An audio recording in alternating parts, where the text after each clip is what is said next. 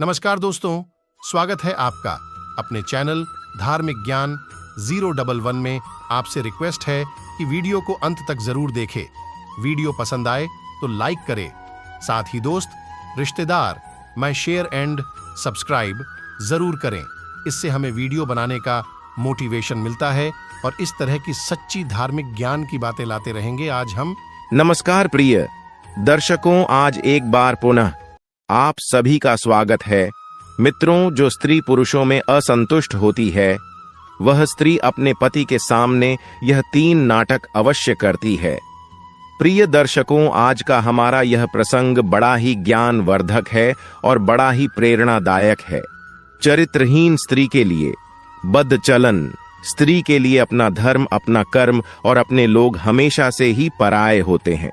कहते हैं कि जो स्त्री अपने परिवार को, अपने लोगों को और अपने धर्म को नहीं मानती है, समाज में लोग उसे बदचलन ही कहते हैं।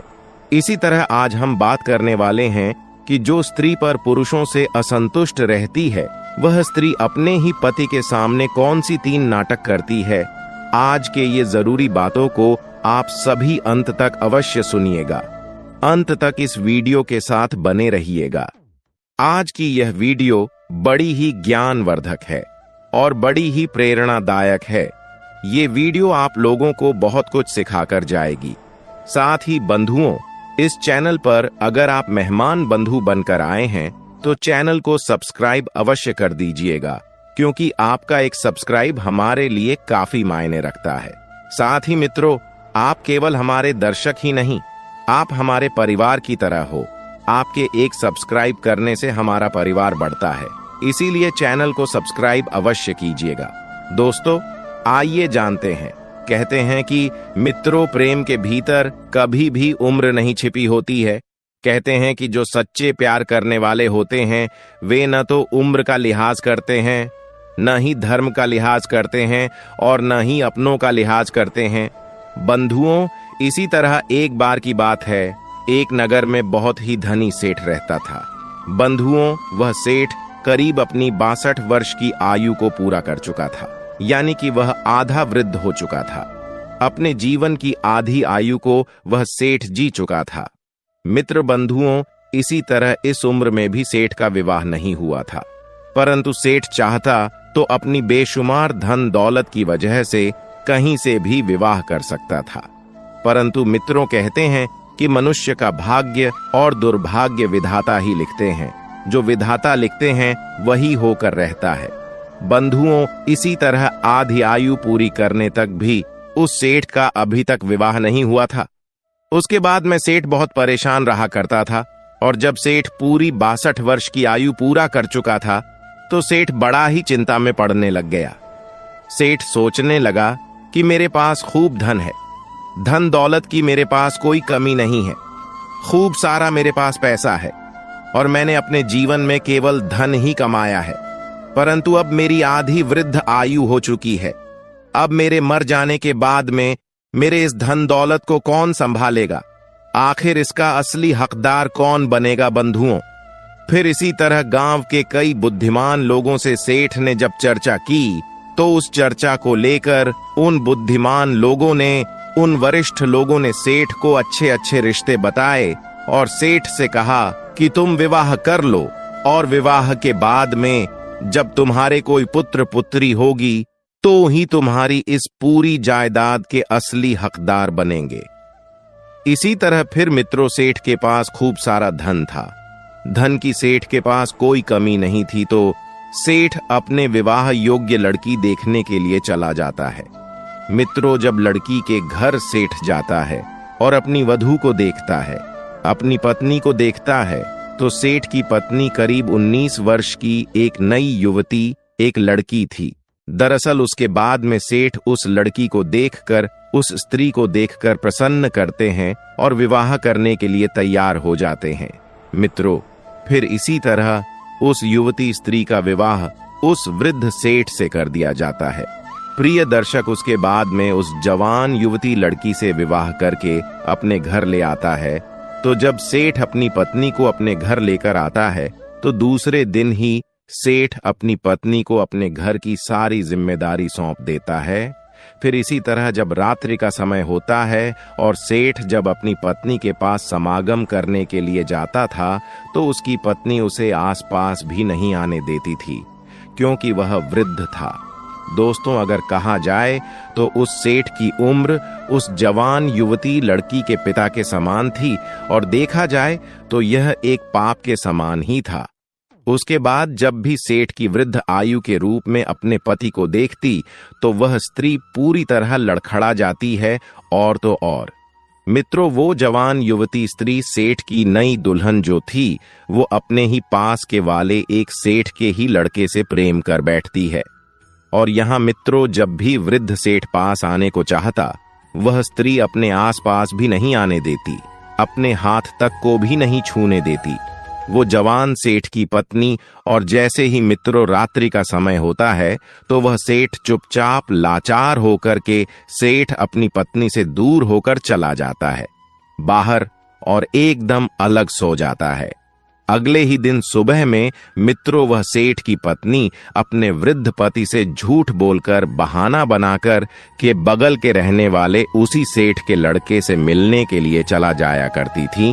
इसी तरह मित्रों काफी दिनों तक चलता रहा। सेठ ने भी कुछ नहीं कहा, क्योंकि सेठ अपनी इस पत्नी को खोना नहीं चाहता था। बार बार इस चीज को सोचता था कि मेरी आधी आयु बीतने के बाद तो मेरी भी शादी हुई है, और अगर यह भी कहीं मुझे छोड़कर चली गई तो लोग बातें बनाएंगे, लोग मुझे जीने नहीं देंगे, लोग मुझे ताने मार मार कर ही मार देंगे। लोग कहेंगे कि खूब धन कमाया, खूब नाम कमाया, परंतु संतान नहीं कमा पाया।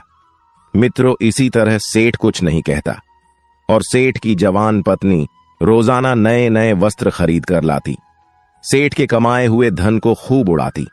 फिर जैसे ही सेठ अपनी पत्नी की लगाम कसने को चाहता, अपनी पत्नी को थोड़ा भी डांटता, तो सेठ की युवती स्त्री व पत्नी उसे उसकी वृद्धावस्था का बार बार हवाला देती और उससे कहती कि अब तुम्हारी वृद्धावस्था हो चुकी है, तुम मेरे लायक नहीं हो, परंतु मैं तुम्हारे इस वृद्धावस्था में भी तुम्हारा साथ दे रही हूं।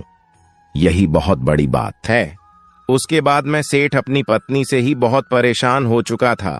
उसके बाद जब सेठ एक दिन जब अपने नगर में घूमने के लिए जाता है तो उसको उसके कई सारे वृद्ध मित्र मिल जाते हैं। जब सेठ को सेठ के मित्र मिलते हैं तो सेठ के मित्र सेठ से कहते हैं कि अरे भाई, तुम्हारी अभी अभी नई शादी हुई है, तुम्हारा अभी अभी विवाह हुआ है, परंतु तुम्हारी पत्नी तो रोजाना रात्रि को सेठ के बेटे के पास जाती है, तो भाई आखिर ऐसा क्यों हो रहा है?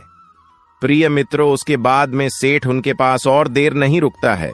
सेठ अपने मित्रों की इस बात को एक ताने के समान ही मान लेता है। उसके बाद में सेठ जैसे ही अपने घर आता है, अपनी पत्नी को देखता है, तो सेठ अपनी पत्नी से साफ शब्दों में कह देता है कि सुनो, अब मुझे तुम्हारे साथ नहीं रहना है और मैं चाहता हूं कि अभी और इसी वक्त तुम मुझे छोड़कर अपने घर चली जाओ, अपने पीहर चले जाओ। मैं जैसे पहले था मैं वैसे ही अब भी रह लूंगा। मैं केवल तुम्हें अपनी संतान को इस दुनिया में लाने के लिए लाया था, अपने इस वंश का वंश चलाने के लिए लाया था, परंतु तुम मुझसे विवाह करके सबसे बड़ा मौका का फायदा उठा रही हो और खूब सारा धन को ऐसे ही पानी में बहा रही हो। और मैं तुमसे कुछ कहूं तो तुम मुझे वृद्ध अवस्था को लेकर घिनौना बात कहती और मुझे छोड़ जाने का धमकी देकर आपने आप को लाचार बताती हो कि मैं एक जवान युवती हूं। फिर मित्रों, उसके बाद में वह सेठ अपनी उस बदचलन पत्नी को वहां से भेज देता है और अपनी सारी जमीन जायदाद, अपने सारे धन को गरीबों में बांट देता है और फिर सादा जीवन जीने लगता है और भगवान की भक्ति में लग जाता है। मित्रों, अब बात करते हैं कि जब कोई स्त्री गैर मर्दों से समागम बनाती है, गैर मर्दों से आसक्त होती है, तो अपने पति के सामने, अपने परिवार के सामने कौन सी 3 नाटक करती है। मित्रों, पहला, जो स्त्री पर पुरुष में आसक्त होती है वह अपने पर, अपने प्रेमी को, अपने घर वालों के, अपने पति के सामने अपना कोई मित्र, बंधु या भाई बनाकर ही पेश कराती है, क्योंकि उसे केवल अपने प्रेमी के बारे में ही दिखता है, अपने धर्म के बारे में नहीं दिखता है। और मित्रों, किसी ने सत्य ही कहा है, जो स्त्री होती है वो पुरुष में आसक्त होती है, जो वेश्या रूप धारण करती है वह कर्म धर्म सब कुछ भूल जाती है। दूसरा है, जो स्त्री पुरुष में आसक्त होती है वह बार बार अपने घर से बाहर जाने का नाटक करती रहती है, अपने पति को, अपने परिवार को, अपने कुटुंब को झूठ बोल देती है। मित्रों, तीसरा है, जो स्त्री पुरुष में आसक्त होती है वह अपने परिवार को, अपने पति को बार बार नीचा दिखाने, उन्हें बार बार उनकी कमजोरी का हवाला देती रहती है, कोशिश करती है, जिससे वे अपने मन के भीतर से बीमार हो जाती है और अपनी इस लाचारी को घेर लेती है। मित्रों, जो स्त्री पुरुष में आसक्त होती है वे 3 नाटक अवश्य ही करती है। ये कहानी आपको कैसी लगी? कमेंट बॉक्स में अवश्य बताएं मित्रों। मैं उम्मीद करता हूं कि ये कहानी आपको पसंद आई हो। दोस्तों, यदि आपको यह वीडियो पसंद आई हो तो प्लीज आप इस चैनल को सब्सक्राइब अवश्य करें और वीडियो को लाइक करें। और दोस्तों, सच्ची श्रद्धा से कमेंट में जरूर लिखें, जय श्री राम, जय हनुमान। साथ ही देवों के देव हर हर महादेव सहदेव आप पर अपनी कृपा बनाए रखे। प्रिय मित्रों, वीडियो को अंत तक देखने के लिए धन्यवाद।